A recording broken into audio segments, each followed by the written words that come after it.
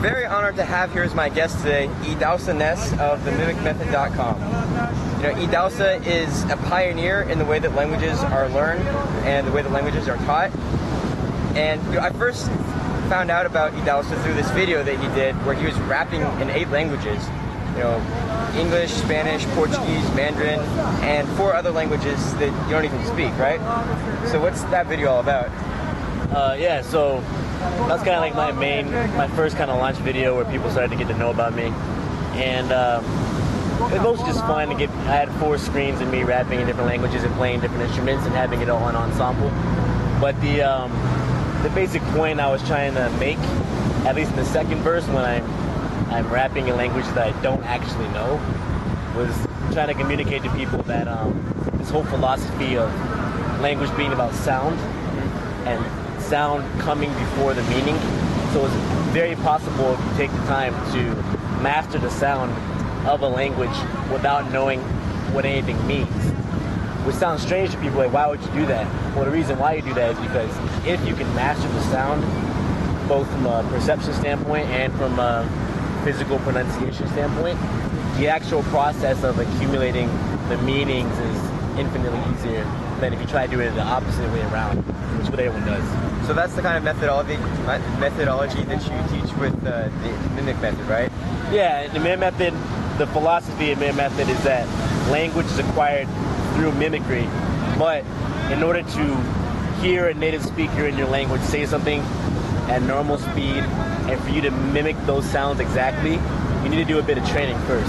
So in my program, I focus on the best ways that we can train that, and the way I personally do that is with music. You know, while we're on this topic of music, you also were recently in this video, Skype Me Maybe, which was with 17 polyglots speaking and singing in 31 different languages. Yeah. And you're speaking Portuguese in that one, and Quebec French, right? Yeah. Yes. Like French with a Quebecois twang to it.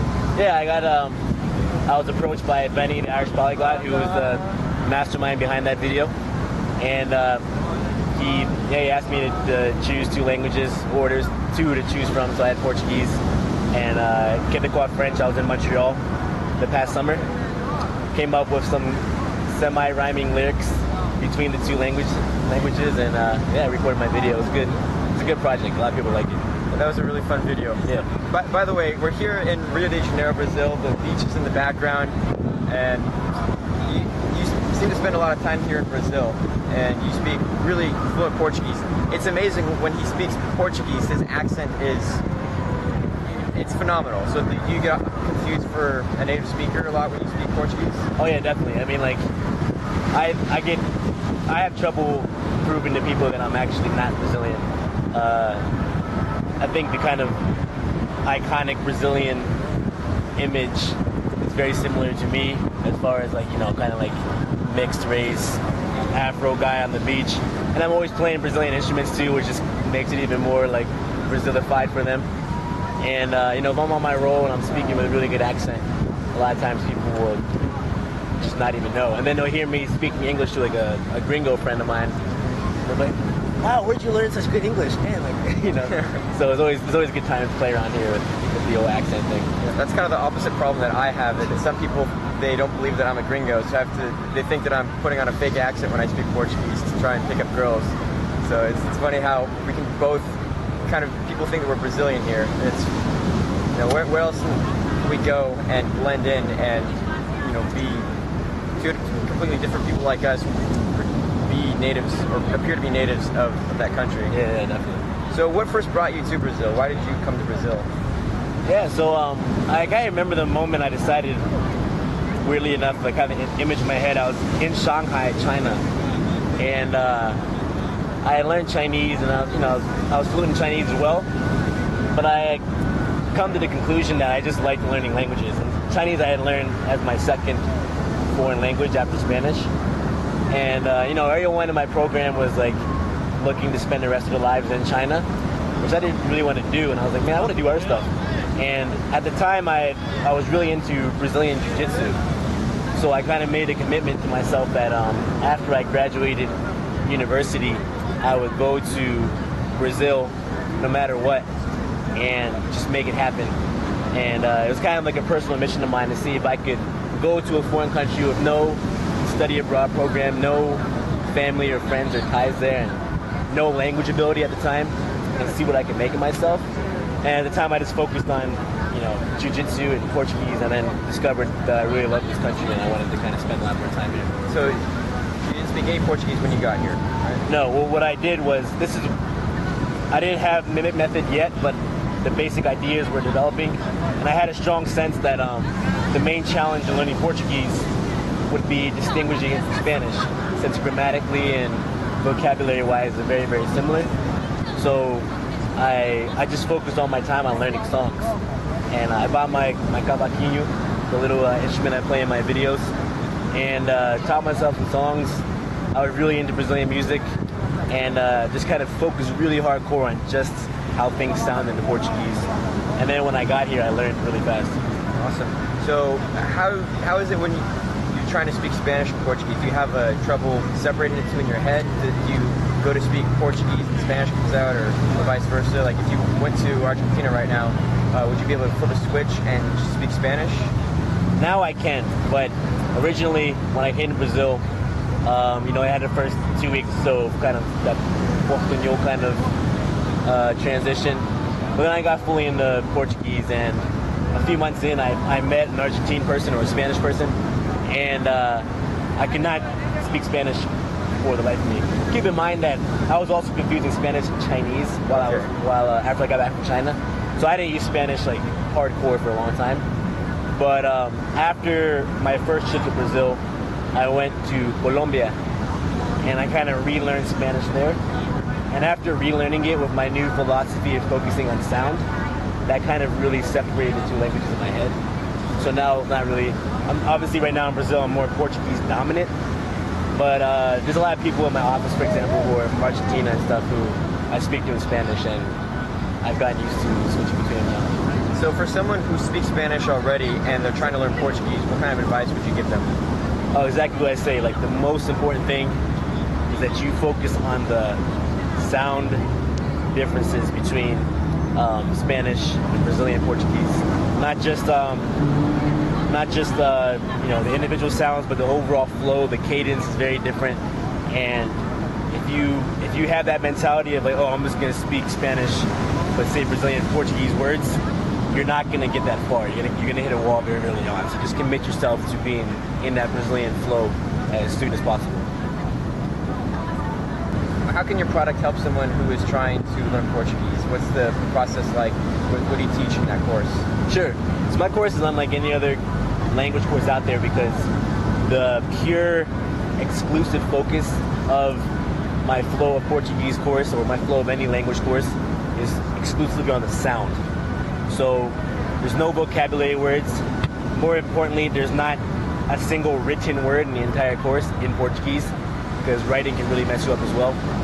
All you do is I take song lyrics, I slow them down using different audio editing techniques. I break them down for you syllable by syllable. You learn the International Phonetic Alphabet. You learn what you're actually doing with every single articulator in your speech organ to create those sounds. It sounds very complex, but it's actually not once you get into it. And you just do a kind of musical training process where you learn songs syllable by syllable. The idea being that once you have that song memorized and you're walking along the street, walking along the beach, singing like these Brazilian songs for fun, every time you do that, you're actively developing the muscle memory and motor coordination you need to mimic and ultimately speak Portuguese with a perfect accent. And then what I do at the end of each lesson is I have a native speaker recite the lyrics normally as if she were just speaking, and then you mimic the intonation as well. And you'll see that once you have that flow down from the music, mimicking regular speech at normal speed is very easy. And once you can mimic it, then you can much easier retain what those sounds mean in that context of Brazilian Portuguese. Cool. So if someone doesn't speak any Portuguese and they pick up your course and they want to learn Portuguese and they're willing to put in the time it takes to be successful with Portuguese, what kind of time frame could they expect to be speaking Portuguese without an accent? How much time would they have to put in to get there? Sure. Well, first off, the course is for anyone from complete beginners who've never heard a word of Portuguese in their entire life to people who've been living here for a long time and consider themselves advanced speakers but want to clean up their accent. And because it's all just objective sound. And if you put it into work, it's the exact same process of learning how to play a piano or play a tune on the guitar. It's just a question of putting in the repetitions. And if you do that on a daily basis, I have my course designed so you can finish it within 6 weeks. Fastest anyone's ever done it is about 5 weeks. So 6 weeks, that's putting in an hour or two a day? Yeah, an hour. Like I recommend an hour a day just because you can't overdo it. Because your brain and your mouth have like certain limiting factors that you can't just do it continuously, you know? Yeah. But yeah, but most on average people take about 2 to 3 months to complete it. Right. So I already speak Portuguese, but my accent I feel needs a lot of work. So I'm really glad I got to meet with you and talk about this course. Sure. I'm gonna go buy it right now, and when I get back, start practicing with it. And so we can see in a few weeks. I'll do like before and after, so you can see my accent before and after. Kind of show you guys this is real.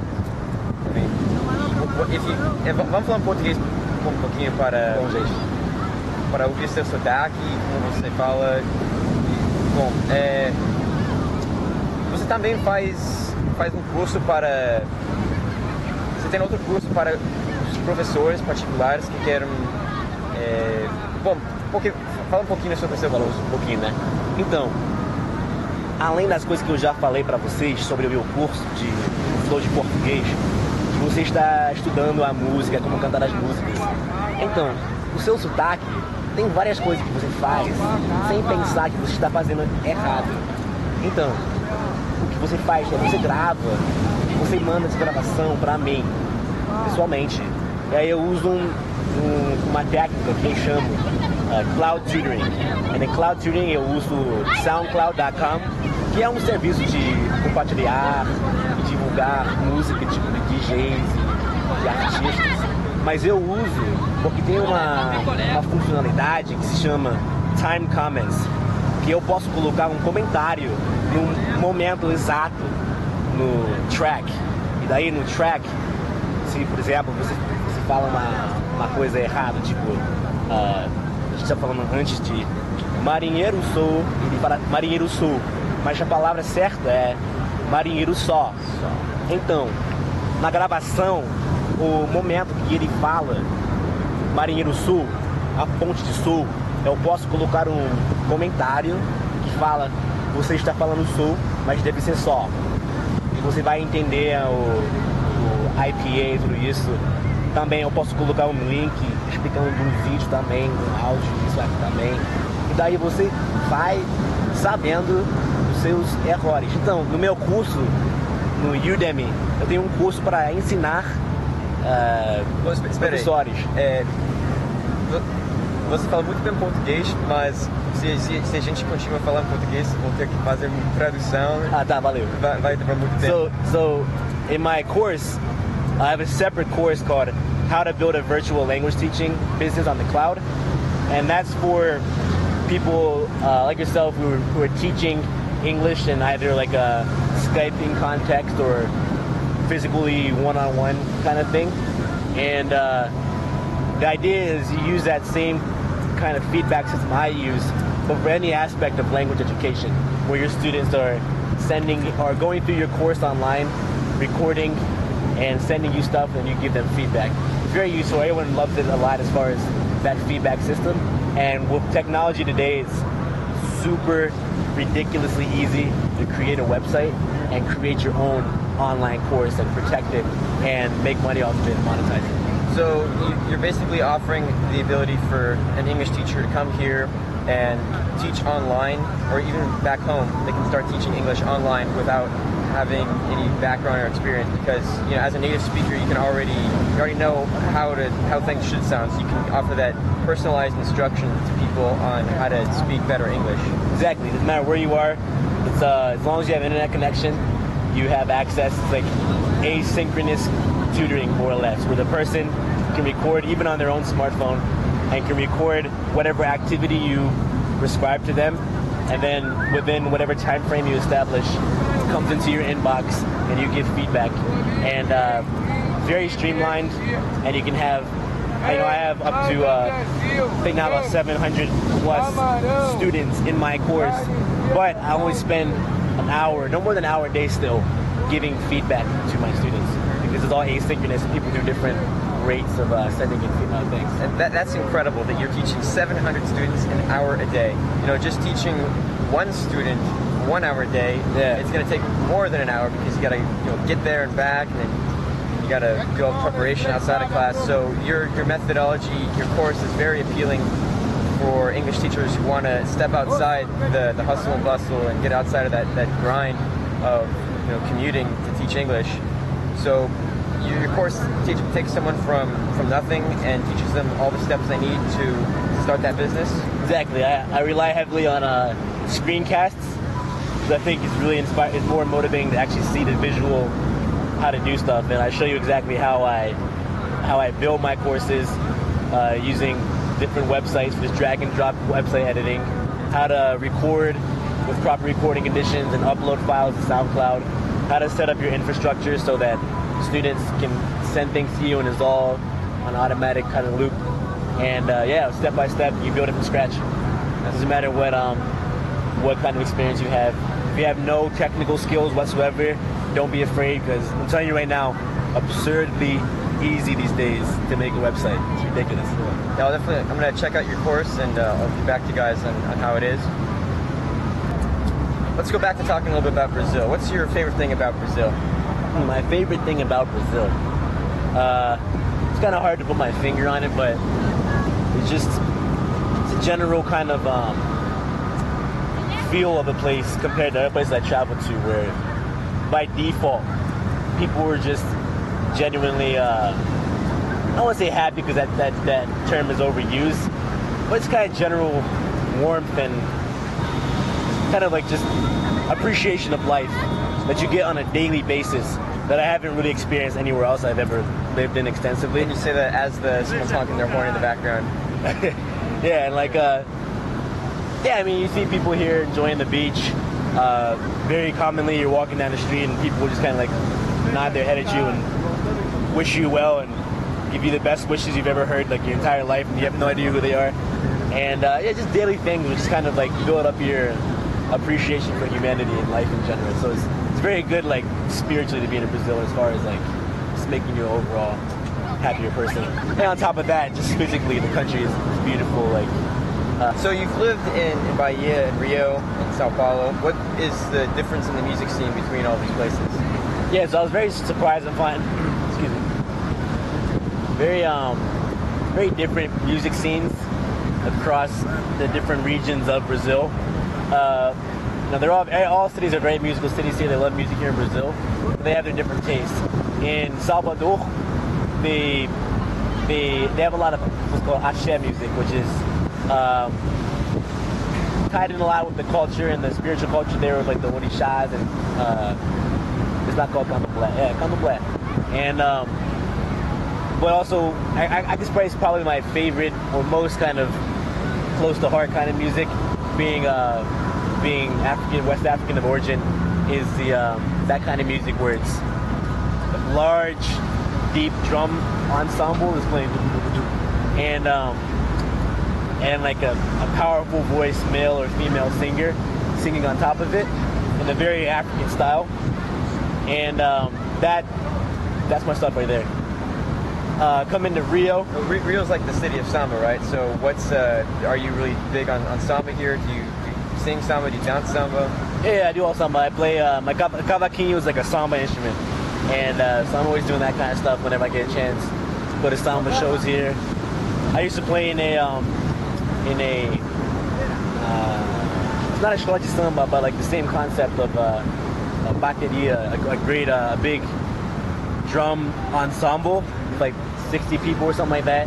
I played the repique, which is like the kind of one drumstick, open hand kind of, and we do block push and like walk down the street. It's gonna be Carnaval here next week, and it's all about block push. So these drum troops will go through and people just kind of like dancing and just playing samba drums.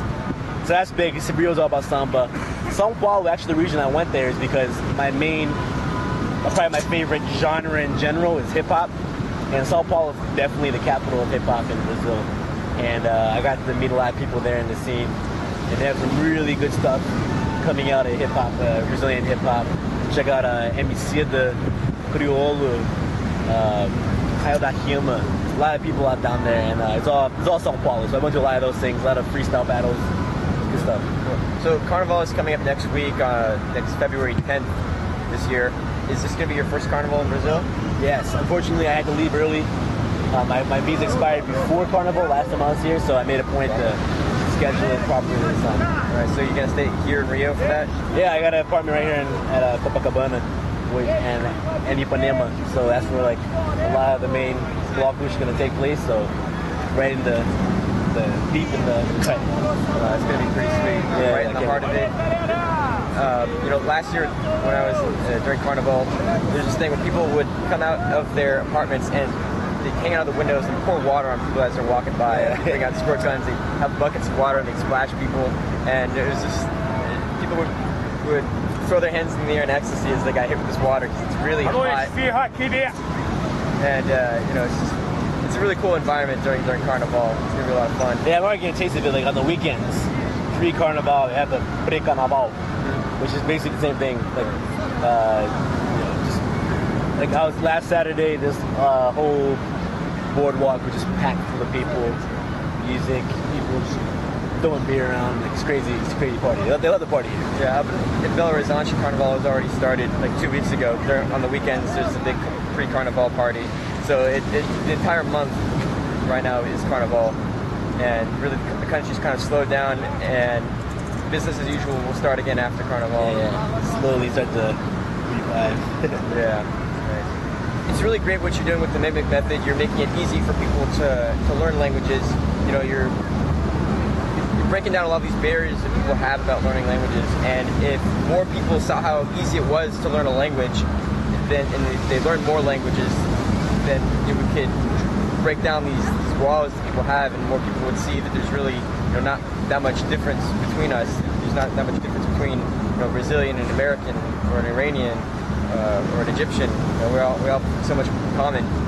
So I think it's really great what you're doing here with the MIP method. Yeah, I mean, the way I kind of look at things is we have this great world. We're all united by the same kind of loves and passions and whatnot, but we're divided by our sound, right? Whether it's different musical tastes or different sounds we use to communicate. So that's why I say sound education, because we communicate with each other through sound, but not with the other group, because we don't have that ability or that appreciation. So I'm trying to train people's ability to appreciate new sounds, and with that, you can just connect so much easier. If you come to Brazil and you learn their music, you learn the accent of the city you're in, people respond to you with so much more love than you would. It's just a regular gringo coming here and just kind of like doing whatever. So that's what it's about for me, just spreading the love. Spreading the love, people. Amor, gente. Cool. So it seems like if you were to give a piece of advice to people, would be to learn the language before coming to Brazil. What other piece of advice would you have to people who are thinking about coming here and living in Brazil? Oh, sure. Well, it's a very big learning experience for me when I first came to Brazil in 2010, not knowing anybody, not even knowing the language. And I kind of learned a lot of social skills. And really, if you think about it, there's two ways to meet somebody: cold approach or warm approach. You're gonna meet a random person, which is a very good skill to have. You can approach random people and get them to trust you and do stuff. But a lot of people don't have that ability, or not willing to train it. So focus on the warm approach, and what I mean by that is get involved in as many social activities as you can. And then, for example, when I was here, I joined the Jiu-Jitsu Academy, I joined a drum group, a drum ensemble, and I attended different workshops on whatever I found online. So as soon as you get here, look those things up, think about what your interests are and your hobbies, and go to those things. And when you get there, don't be shy. You're gonna want to feel shy and kind of close up, especially with the language barrier. Go in there, meet every single person in that room, introduce yourself, know their name, know a fact about them, and then next time you come back, greet them all again by name, repeat their name, and repeat that fact. And just that one kind of action will open up the door for you, and people will just be so much more open to you and be so much more easier for you to interact, not just to learn the language, but to make real relationships and actually experience the real country, which is not just looking at stuff in museums, but like having friends and romantic relationships and, you know, having people that you can, you know, rely on and whatnot and communicate with. I think that's really good advice to come here and to join groups, join social networks. And if you're coming to Brazil, you probably have some affinity for Brazilian culture, and the best way to learn more about the culture is to join and participate in activities like capoeira, jiu-jitsu, samba, forró, join dance classes, music classes, cooking classes, and then you can meet people, you know, who share those passions with you and make friends. So that's really good advice. And of course, there's couchsurfing.com that you can, you know, go on there and meet more of an international crowd if you don't know anybody. Yeah, be aggressive about it, because you'll be surprised when you leave your comfort zone from wherever you're living right now and you have your own social network. When you leave that, you'll be very, very lonely if you don't. If you're not aggressively trying to break into other people's social networks. Right. Cool. Well, it's been an honor to have you here today, Idahosa. My honor to be here with you. Thanks so much for doing this interview, and we'll be seeing more of you in the future. Sure. So, bye, man. Yeah. So, valeu. Valeu. Tchau, gente.